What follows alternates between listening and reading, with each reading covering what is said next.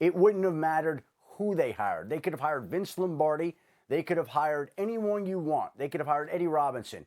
Deshaun Watson was going to hold fast to his idea to request that trade. And I don't think it's a reflection in any way, shape, or form about the new general manager, Nick Caserio, the new head coach, David Culley. This is about the owner, Cal McNair. This is about the organization and the way it has been run. This is about Deshaun Watson putting down his foot and taking a page out of the NBA playbook that has increasingly become a part of the NFL playbook, that we've seen players like Khalil Mack and Jalen Ramsey basically tell teams, I'm not going to play for you anymore. And we saw it back in the day with Carson Palmer in Cincinnati. It didn't get quite as much attention then as it does now, but here's a player, a transcendent talent in the prime of his career, who is dug in, and the Texans don't want to trade him and say they're not going to trade him, and that's fine. They're going to have a problem on their hands moving forward. And I would think, in the end, it's a battle they can't win. So eventually, you would think that they'll come to the recognition, the realization that it's best to move on, get whatever you can in return, maximize the return, and turn the page, because Deshaun Watson is saying goodbye to the organization. And you can't boil it down any other way than but to say Houston has a problem. Adam Schefter, could you provide specifics to the best of your ability, because there's nobody that I would trust more with this? When we talk about him having an issue with the organization, the things that they've done specifically, what is it that has transpired that has gotten Deshaun Watson to this point? What exactly did they do or did not do? I think there are probably many things, Stephen A. I'll allude to some of them, and I'm probably not scratching the surface if we're going to be fully frank about it. Okay. I can go back to the fact that last year they traded DeAndre Hopkins, and I think he found out about it on social media. We can go back to this upcoming season where they went to him. They went to him and asked his advice and guidance on the direction that he thought they should go for a new head coach, a new general manager. It went so far as him going out to dinner with Cal McNair, the team's owner.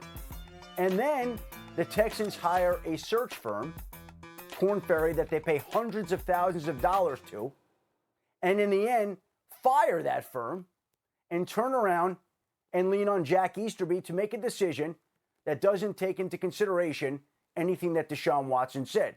So they went to him for his advice and then didn't use it in the decision to hire Nick Caserio from the New England Patriots. Nick Caserio, who's waited an awful long time for a general manager job, takes this job and steps into a situation where he has no idea that his quarterback is about to ask for a trade, which he does. And so let me say this also. What Deshaun Watson feels is not exclusive to him in that organization.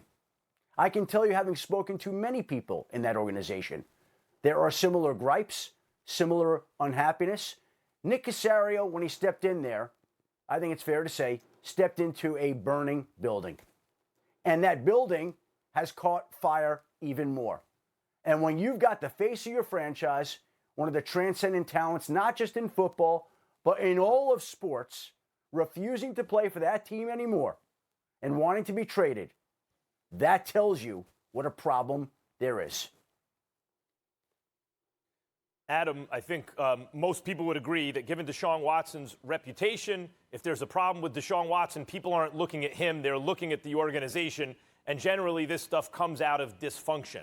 So I understand the answer is really both. But if I had to ask you, is it more?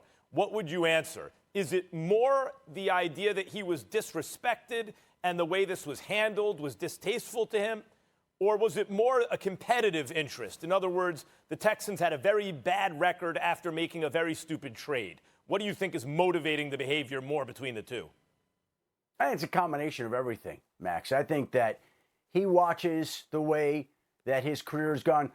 Didn't one of the cameras capture J.J. Watt going over to Deshaun Watson at the end of the season and apologizing for wasting his talents and wasting his season?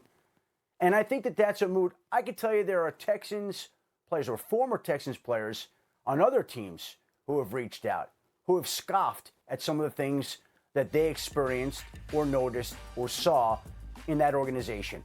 And I think that Cal McNair has allowed things to happen here that shouldn't happen, in the opinion of players and people who are in that organization. And it is basically filtered down to his quarterback, who feels the same way that many other people do. And so there's a cleansing that needs to take place here.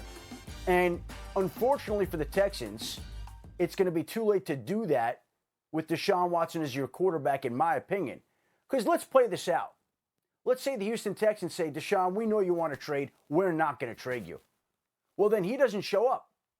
And are they going to go draft another quarterback? Are they going to go sign another quarterback? They have to make some sort of plan at quarterback. But if Deshaun Watson's dug in and refuses to report, they're stuck. And it certainly sounds like that's at the spot that he is. Now, they can call chicken and challenge him and say, we're not going to trade you. You're too good. Where's that going to go? What's going to happen then? And so, again, I come back to this. I think of this all the time. You're Nick Casario. You're with the New England Patriots. You've been requested to interview for any number of general manager jobs. And you just took the one that was the booby prize. You just took the one with the house on fire. You just took the one where you were stepping into a situation I don't think you had any idea that you were stepping into.